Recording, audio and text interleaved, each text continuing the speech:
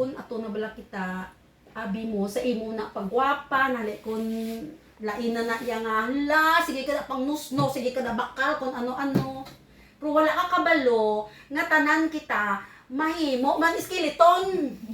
Oh, karon ano masilin mo? Siya ko man Na- gani.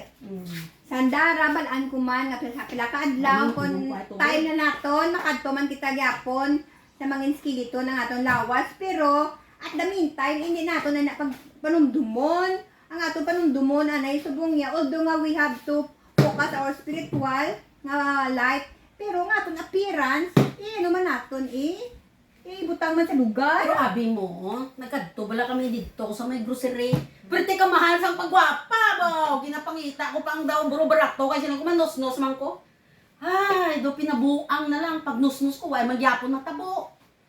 Ti imo siguro, video ka gwapa gid sa imo yan. Nawala na gid na yung wrinkles na nawala. Oh, Sandara. Bala mo nagid Aubrey. Bala mo nagid nga ako kadamo praise God damo sa may nagahatag sa ako nga pampagwapa wala na ko yung gabakal Ay. tita Malo tagaan niya ako wala na ko yung gabakal ang iyang pampagwapa gina-share sa akon Bao dalayahon gid ang Ginoo, no? Ti abi pwede mo ta share.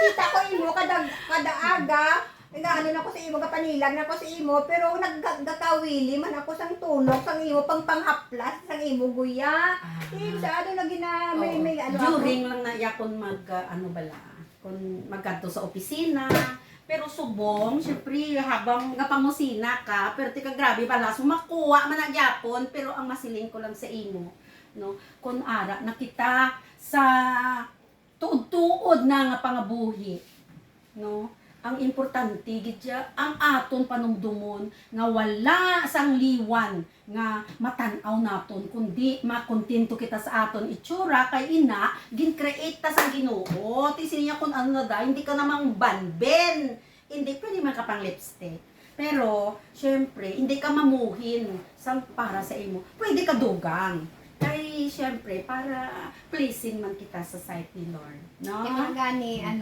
Aubrey Agad sa Sandara ko.